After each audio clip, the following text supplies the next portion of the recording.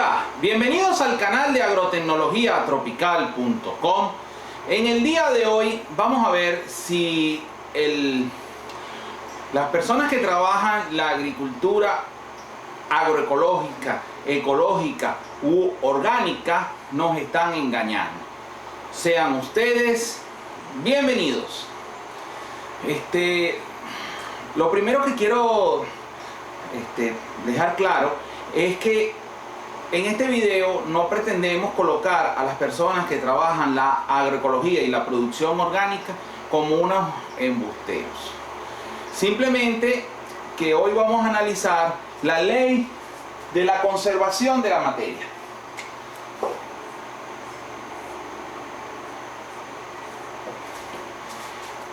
Esta ley de la conservación de la materia aplicada a la agroecología. Y hay un detalle importante en la agroecología, en la producción orgánica y en aquellas personas que fomentan la producción orgánica, que hay que tomar en cuenta. Y hay que verlo desde un punto de vista constructivo, con la idea de que ustedes, las personas que trabajan este tipo de técnicas, puedan mejorar sus sistemas de producción. Este es un aporte que realmente también puede explicar por qué en muchos casos la agricultura orgánica tiene menores niveles de productividad que la agricultura convencional. Este es un tema muy debatido y muy discutido entre los agroecologistas, entre las personas que trabajan la agricultura orgánica o agricultura ecológica. Si realmente tiene mayor o menor productividad este tipo de actividad que la agricultura basada en agroquímicos. Repito, el objetivo es netamente constructivo, y si de esta explicación que vamos a hacer en el día de hoy ustedes obtienen mejoras en su productividad, sobre todo a largo plazo, nos sentiremos muy complacidos. La ley de la conservación de la materia la desarrollaron un señor llamado Mikhail Lomonosov y posteriormente Antoine Lavoisier. Estas personas por allí en el siglo XVIII, es decir, si estamos en el siglo XXI, casi 3 siglos atrás, desarrollaron esta ley. Esta ley dice que la materia ni se crea ni se destruye. La materia solo se transforma. Y vamos a colocar un ejemplo con la ecuación química más importante en el área de la agricultura, que es la fotosíntesis.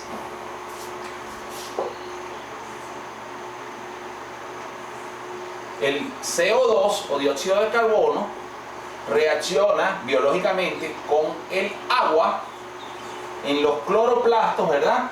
Y produce carbohidratos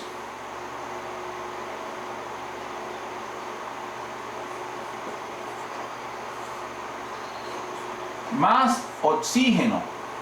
En este caso los carbohidratos son de cadena larga y tienen N moléculas de carbono, 2N moléculas de H y N moléculas de oxígeno. Y oxígeno, que es otra de las cosas importantes de la fotosíntesis. Entonces, para balancear esta ecuación se requieren N moléculas de CO2, N moléculas de agua, para producir una molécula que tenga este largo, que también va a producir N moléculas de oxígeno. De esta forma está balanceada la ecuación. La cantidad de carbono que hay en este lado es N por C, que significa N veces C, y aquí también hay N veces C. Igual pudiéramos sacar la cuenta con el oxígeno y con el hidrógeno, pero no lo vamos a hacer en este momento porque no queremos hacer muy larga esta explicación. Lo cierto es que el carbono no se creó ni se destruyó, él se transformó. Se transformó de formar parte de la molécula del CO2 a formar parte de la molécula de los carbohidratos, producto de la fotosíntesis dentro del cloroplasto. Entonces hubo una transformación, ni se creó ni se destruyó. Estamos respetando la ley que descubrieron estos dos señores, Mikhail y Antoine. ¿Ok? Ambos descubrieron esa ley y eso es así. Eso creó una ciencia, una rama de la química que se llama estequiometría, que la estudiábamos nosotros cuando estábamos en estudios de secundaria. Entonces, igualito como pasa con el carbono, con el oxígeno y con el hidrógeno, en esta reacción de la fotosíntesis, igual sucede con todas las moléculas, con todos los nutrientes que necesita la planta, como podría ser el nitrógeno, el fósforo, el potasio, calcio, magnesio, y si nos vamos para acá hasta llegar al hierro, boro y molibdeno, por citar solo unos pocos casos, pero la planta necesita de todos esos nutrientes. Entonces, tenemos al principio dos ecosistemas o dos sistemas. Tenemos el sistema suelo y el sistema planta. En el sistema suelo, nosotros vamos a tener todas estas cosas: nitrógeno, fósforo, potasio, calcio, magnesio. Y en la planta también vamos a tener nitrógeno, fósforo, potasio, calcio, magnesio, etc. Aquí en forma de materia orgánica y minerales, y aquí en forma de compuestos orgánicos, constituyendo lo que se forma en la planta. Hubo una transformación de partículas del suelo, minerales del suelo, a compuestos orgánicos. Pero si de aquí la planta necesita 10 kilos de nitrógeno, hay que sacarlos del suelo. O sea, del suelo, el nitrógeno tiene que viajar esos 10 kilos del suelo a la planta y se convertirán, por ejemplo, en proteínas. Y así pudiéramos citar ejemplos con cada uno de los nutrientes que forman el suelo. Si el suelo tiene 100 kilos de nitrógeno, vamos a hacer el ejemplo con potasio. Vamos a borrar aquí nitrógeno y vamos a poner potasio, que va a ser más fácil.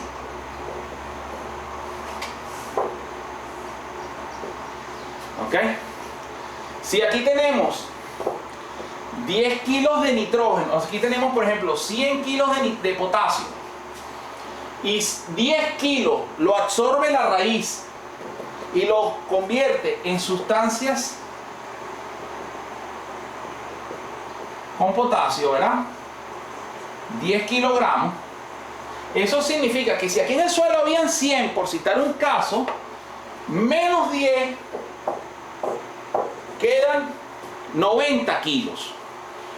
Pero el potasio ni se creó ni se destruyó, pasó del suelo a la planta. Luego tenemos otro punto muy importante, que es la cosecha. Pero antes de entrar al tema de la cosecha, queremos decir que si toda esta planta, después de que termina el ciclo de cultivo, nosotros la incorporamos nuevamente al suelo con todos esos frutos, estos 10 kilos de potasio devuelven. Y entonces tenemos 90 más 10, volvemos a tener estos 100 que teníamos aquí. Se recuperan.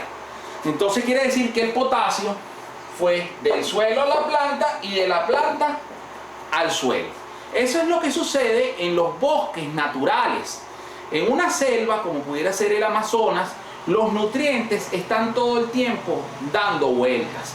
Van del suelo a la planta, de la planta al suelo. ¿Ok? En una cosa que se llaman ciclos de los nutrientes, que pueden llegar a ser muy complejos, porque de la planta puede pasar al animalito, del animalito a otra cosa, y después al final siempre vuelve al suelo. Pero los nutrientes están circulando y se mantiene un equilibrio. Ahora, cuando nosotros estamos haciendo cosecha, de repente de estos 10 kilos se van en un tomate, o por ejemplo una tonelada de tomate, por citar un ejemplo. Esto es un ejemplo, no, las cantidades no son exactas. Se van 5 kilos. Entonces, con la venta de la cosecha, nosotros perdimos 5 kilos, porque eso se lo llevaron nuestros clientes, no lo volvimos a ver. Entonces, cuando nosotros, esta planta, se acaba el cultivo y la devolvemos al suelo, ya no estamos devolviendo 10, estamos devolviendo 5. Y aquí en vez de 100, vamos a tener 95. Nuestro equilibrio suelo-planta bajó de 100 kilos que tenía el suelo a 95. Porque estos 5 kilos se los llevaron nuestros clientes, los vendimos de nuestras fincas, de nuestras unidades de producción, de nuestros huertos orgánicos. Nosotros perdimos 5 kilos. Los otros 5 los devolvimos aquí. Perfecto, chévere. Pero estos 5 se perdieron. ¿Cómo se resuelve ese problema? Ese problema se resuelve con la fertilización. La fertilización convencional, la fertilización química, lo hace con fertilizantes químicos sintéticos. La fertilización orgánica debe hacerlo con materia orgánica. Pero por cada kilo de potasio que se va, nosotros debemos incorporarle vía abonos orgánicos, en este caso que estamos hablando de agricultura orgánica, esos 5 kilos al suelo para mantener la productividad del cultivo. Entonces, ¿dónde está la preocupación que hizo titular a este video que nos engañan en la agricultura orgánica? Es porque muchas personas promocionan el uso de bioles y otras sustancias que puedan ser fumigados a la planta o aplicadas al suelo, que dicen que con pequeñas cantidades se logra el resultado que espera el cultivo. Entonces, por ejemplo, nosotros tenemos un cliente en el norte del Perú donde a él le ofreció una compañía muy prestigiosa en agricultura orgánica, o sea, él produce bananos para exportación, bananos orgánicos para exportación, pero esta empresa que promociona los productos para ser aplicados con forma de productos orgánicos, habla de un producto que contiene un 3% de potasio, pero que aplicado al cultivo representa como si le estuviéramos aplicando 8 veces más, es decir, un 24% de potasio. ¿A qué se debe esa aseveración de esas personas que promueven ese producto? Y al igual que ocurre con muchas personas que trabajan en la agricultura orgánica, resulta que esos productos están muy ricos en microorganismos. ¿Y qué van a hacer los microorganismos? Los microorganismos van a producir la mineralización de las sustancias que se encuentran en el suelo. Entonces, de los minerales del suelo los descomponen, los mineralizan y colocan el potasio en forma disponible para la planta. Pero entonces ya estábamos viendo la ley de la conservación de la materia, que dice que la materia ni se crea ni se destruye, se transforma.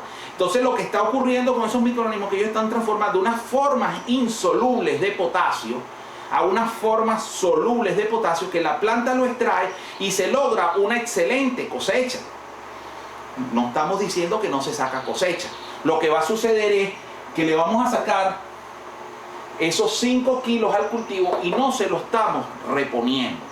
Entonces, al no reponérselos, a largo plazo, este suelo va a perder fertilidad. Porque si todos los años nosotros le sacamos 5 kilos de potasio, 5 kilos de potasio, 5 kilos de potasio, bien sea descomponiendo micas y feldespatos, los más difíciles que sean de descomponer, los microorganismos trabajan, le aplican sustancias, lo desdoblan y lo colocan disponible para la planta. Pero el suelo, el ecosistema suelo, el sistema suelo, está perdiendo ese potasio. Y a largo plazo ese potasio va a ser deficitario y este va a ser un suelo empobrecido, a pesar de haber sido manejado orgánicamente. Eso lo podemos evitar usando abonos que restituyan ese 5, abonos orgánicos, materia orgánica como pudiera ser estiércoles de animales descompuestos, o pudieran ser residuos de otras cosechas, pero desde fuera del ecosistema tiene que venir un ingreso que cubra lo que se va por la cosecha. Entonces, por un lado tiene que entrar lo mismo que está saliendo por la cosecha y mantener ese equilibrio. Con 20 litros de un biol, que pudiera hacer ese efecto de desdoblar las partículas del suelo, no vamos a nutrir completamente la planta ni vamos a cubrir los nutrientes que se van en la cosecha. Eso debe venir de los abonos. Ahora, ¿qué cantidades de abono, de qué orden de magnitud estamos hablando? Si nosotros sacamos la cuenta del porcentaje de nitrógeno, fósforo, potasio, calcio, magnesio y todas estas cosas, el orden de magnitud de los abonos para la mayoría de las cosechas de cultivos de alto rendimiento están en el orden de 80 a 100 toneladas por hectárea de abonos para mantener una alta productividad de los cultivos, como pudiera ser tomate, pudiera ser banano, pudiera ser caña de azúcar, cualquier cosa. Entonces, tenemos que preocuparnos tanto por conseguir entradas a nuestro sistema suelo como salidas hacemos a la cosecha. Entonces, ese es el negocio de la agricultura orgánica. Si se respeta esa norma, estamos respetando la ley de la conservación de la materia, porque la materia ni se crea ni se destruye, se transforma. Estaríamos transformando abonos en minerales del suelo a sustancias orgánicas en la planta que nos va a permitir producir los tomates que vamos a vender en la cosecha. Ese es el punto. O sea, el punto está, y ahí es donde venimos a recalcar, que hay que tener cuidado cuando una persona le fomenta un producto ecológico, orgánico, que con muy pequeñas cantidades están logrando satisfacer los requerimientos de la planta. Eso es falso. Falso basándonos en esta ley. Porque estos son la cantidad de nutrientes, la cantidad de abono que realmente se requeriría para restituir la fertilidad natural de un suelo. Si no, estamos a largo plazo empobreciendo el suelo. Los microorganismos tienen la capacidad de sacar nutrientes de donde sea más difícil sacarlos. Ellos genéticamente han sido desarrollados por millones de años para lograr ese objetivo. Eso es verdad. Eso es una gran ventaja de los microorganismos. Pero esos nutrientes que salen del suelo, al final, si se van en la cosecha, terminan empobreciendo al mismo suelo. Entonces, nosotros necesitamos una entrada que nos equilibre las salidas. De esa forma, la contabilidad permanece constante. Ahora, hay una cosa que sí podemos hacer nosotros, por ejemplo, que es buscar equilibrios. Y entonces, si nosotros tenemos un suelo, como el caso de nuestro amigo en Perú, que tiene mucho calcio y mucho magnesio en ese suelo, ¿okay? Nosotros podemos usar este principio para balancear el suelo. Porque si nosotros estos abonos, estos estiércoles, esta materia orgánica que incorporamos al suelo son pobres en calcio y magnesio, con cada kilo, en este caso era potasio, ¿verdad? Vamos a suponer que sean 2 kilogramos de calcio y 1 kilogramo de magnesio. Estos son números hipotéticos, estos no tienen exactamente la realidad, pero es para darles una idea, estoy explicándoles el concepto. Si por cada cosecha se van 2 kilos de calcio y 1 kilo de magnesio, el suelo se va empobreciendo de calcio y magnesio. Pero como los tenía en exceso, entonces en realidad no se está empobreciendo, se está equilibrando. Y nosotros debemos estar midiendo todo el tiempo el contenido de estos nutrientes para ver cómo los balanceamos. De tal forma que ajustemos el abono a los requerimientos del suelo. Eso hay que hacerlo en agricultura orgánica. Las recetas no son empíricas, no es la misma receta de nutrición orgánica para un suelo en Piura, allá en el Perú, que pudiera ser otro en la selva amazónica, en el Ecuador, o en la Orinoquia venezolana, o en Barranquilla, Colombia, o digamos en Jalisco, México. Cada uno de esos sitios tienen características, sus suelos tienen ciertas cosas y le faltan otras. Eso hay que balancearlo, eso hay que irlo balanceando orgánicamente. Los microorganismos nos ayudan a sacar un poco del suelo cuando está deficitario, es verdad. Pero nosotros, para ir llevando los suelos a una condición ideal, debemos ir enriqueciendo el suelo con esos nutrientes que están deficitarios. De esa forma vamos a tener una mejor agricultura. Y vamos a tener algo que sea sustentable en el tiempo, porque la sustentabilidad es uno de los principales factores que se evalúan en la agricultura orgánica.